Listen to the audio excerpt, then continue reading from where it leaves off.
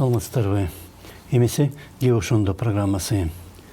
Кыргызстандагы парламенттик шайлоо менен байланыштуу ар башка саясаттануучулар менен башка эксперттер жогорку кеңешке канча партия жана алардын кайсылары өтөт, үгүт иштери башталганга чейин ким канча упай топтоду же шайлоодон кийин ким нааразы болуп каршылык акцияларына чыгышы мүмкүн деген сыяктуу маселелер боюнча божомолдорун айтууда. Чет өлкөлүк негизинен орусиялык эксперттер дагы өз пикирин билдире баштады. Кошуналардан башка мамлекеттер болсо Кыргызстандагы абалга өтө деле кызыкпайт. Кызыккан айрым андай байкоочулар. Шайлоо учурунда ар башка бирикме түзгөн партиялар күнүмдүк кызыкчылыкка жараша гана биригет. Бирок өлкөдөгү абал качан болбосун тескери жакка өзгөрүп кетиши мүмкүн деген пикирлерди айтып кирди. Көп жылдан бери, өзгөчө 10-жылдагы апрель революциясынан кийин Кыргызстан негизинен орусиялык тышкы саясаттын нугунда өнүгүүдө. Ал эми америкалык президент Барак Обаманын өкмөтү борбор азиялык иштерден көңүлүн буруп кеткен.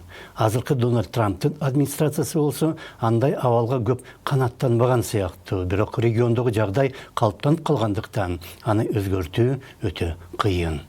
В силу того, что и в Москве, и тем более в Пекине прекрасно понимают... Москвада дагы, ал эми Бейжинде өзгөчө десек болот. Кыргызстандын тышкы саясаты кандай экенин, ал кантип өзгөрөрүн жакшы билгендиктен, алар эч нерседен камсанабайт. Борбор Азияда дегеле ким менен болбосун Кытай жетекчилиги алар менен бирдей иштей алат. В нашем отношении в Центральной Азии он всегда готов с кем угодно работать. Бирок кошуна дөөлөттөр эч нерседен камсанабай калды деген сыртынан караганда гана байкалган көрүнүш. Кошуна өлкөдө эмне болуп жатканы Орусияны да, Кытайды да сөзсүз кызыктырат. Кыргызстандагы абал качан болбосун тескери жакка өзгөрүп кетиши мүмкүн деген эксперттер болсо, тарыхты дагы башка мамлекеттердин саясатына кантип таасир кылуу механизмдеринде жакшы билген адамдар болуш керек.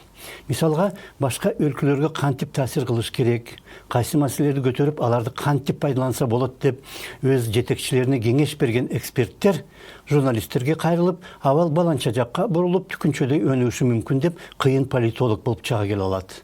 Андан да кыйын саясаттануучулар, жетекчилер өздөрү. Алардын жоромолдору ишке ашпаса, анда жетекчи болбой калат да. Ошол эле 10-жылдагы революциядан кийин айрым мамлекеттердин башчылары убактылуу өкмөт тандап алган парламентаризм өлкөгө жарашпайт. Андай жол менен өнүксө Кыргызстан өз мамлекеттүүлүгүн да жоготуп коюшу мүмкүн деген божомол айтканы баарыбыздын эсибизде. Жана 2 ай өткөндөн кийин түштүктө июнь когалаңы башталып, Кыргызстан чындап эле ошондой коркунучка такалган. Азыркы айрым саясаттануучулар 4-октябрдагы шайлоодон кийин Кыргызстанда башаламандык чыгышы мүмкүн деп айта баштагандагы, ошондой пландар кайсы бир жерде иштелип чыгып, даярдыктар көрүлүп жатканын билгендер болушу мүмкүн. Керек болсо алар шайлоого катышып жаткандагы, катышпай калганда күчтөрдү, мүмкүн болушунча ар башка саясат жүргүзгөн уюмдарды өз пландарына кошуп кое алат. Айрым билген адамдар Беларустагы президенттик шайлоодо жеңип чыктым деген Светлана Тихановская сыяктуу адамдар дагы даярдалып жатат дейт. Андай пландар кай жерде болбосун, Америкага чейин түзүлүшү мүмкүн.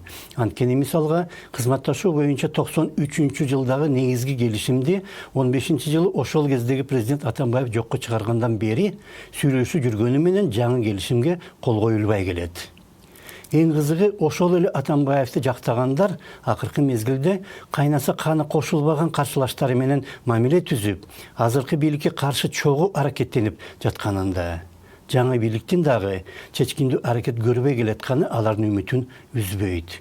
Бийлик жаңыргандан бери 3 жыл өткөнүнө карабай, Атамбаевчилер дагы эле күчүндө жана коомго дагы маалымат каражаттарына да таасири бир топ. Саботаж кылып реваншты эңсегендер дагы эле аракеттенүүдө. Ошондо саламат агыңыздар.